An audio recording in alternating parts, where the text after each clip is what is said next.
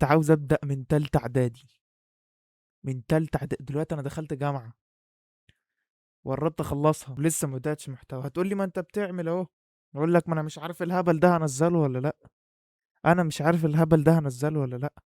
بس لو نزل، انزل بارك لي بقى يا عم. انزل بارك لي بقى، ده انا عديت كده، ده انا بعمل الحلم اللي انا بحلمه من تالتة اعدادي. يعني انا لا مؤاخذة، انا كده عديت على الاخر والله. هم اربعة بس اللي هيشوفوا الفيديو ده، انا عارف.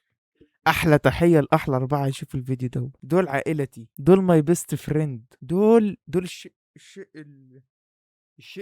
الشمال. الشيء الشمال. دول اللي انا طلعت بيهم، دول الشيء الشمال. احلى تحية لاول اربعة يشوفوا الفيديو دول حبايبي. طبعا اكيد جيب بالك سؤال، انت مغطي وشك ليه؟ سؤال جميل، واجابته انت ما لا طبعا بهزر يا عم. لا يا عم انت صاحبي، ما خلاص بقى احنا. انت من اول اربعة اكيد كده عامل سبسكرايب ولايك ومروق عليا، انا عارفك، ده احنا اخوات. بص يا صاحبي، انا مغطي وشي عشان صحيح انا اسمي اويس، معلش خدنا على بعض بقى وكده بقينا اصحاب. معلش بقى، اسمي اويس يا عم، وده مش اسمي الحقيقي كمان. يلا، ها، عايز تعرف اسمي الحقيقي؟ اخر الفيديو يا عم، يلا عشان تستنى الفيديو تخلصه لاخره. يا جدعان انا بموت فيها اقسم بالله. لو بقي ملمسهاش الصبح يجرالي حاجه. ايه ده؟ نسيت ان انا لابس الماسك. انا اسف. طب انا كتبت شعر في القهوه من كتر ما انا بحبها يا جدعان. القهوه دي اعظم مشروب في التاريخ. اسمع الشعر، انا كتبت شعر من كتر ما انا بحبها. اسمع الشعر ده، قول لي ايه رايك.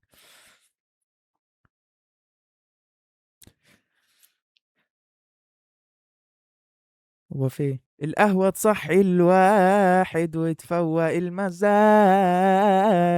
الله، اديني من غيرها انا انسان من غير مزاج.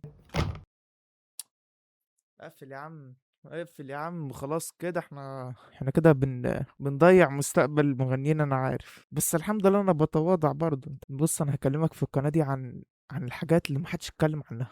بجد هكلمك عن حاجات اول مرة تسمعها في حياتك. حاجات مفيدة، ممتعة، مضحكة، هتعجبك من الآخر. عارف هكلمك عن ايه؟ هكلمك عن لا، مش هكلمك، لا، مش هكلمك. اقول لك ليه؟ عشان تشترك وتستنى الفيديو الجاي عشان تعرف انا هكلمك عن ايه. لا خد بالك ذكي برضه، لسه ببدأ، بس انا يوتيوبر قديم. بقول لك انا عاشق للمنصة دي، بحب يوتيوب يابا، وفاهم الدنيا، وانا يوتيوبر قديم اصلا. اكتبوا لي افكار يا جدعان، افكار فيديوهات وكده عشان ابسطكم. افكار وحاجات نعملها كده عشان نروق على الكلام. لو وصلت للحظة دي فانا بحييك، انت راجل محترم جدا، انت راجل بتقدر قيمة العمل الفني. عشان كده ربنا بعت لك الفيديو ده. بس انا ما اعرفش انت وصلت لحد هنا ازاي ولسه ما عملش اشتراك او لايك. انت اكيد عملت. ده انت اكيد، ده اكيد يا اسطى. انا مش هراجع وراك، انت خلاص بقيت صاحبي وتعودنا على بعض حبيبي. طيب، خمسة جد بقى عشان ايه؟ عشان الوقت ما يوسعش مننا، وخمسة جد بقى عشان ايه؟ نفهم الدنيا. انا مش قادر اتنفس من الماسك بس يلا، عشان تمن الشهرة وحش بجد.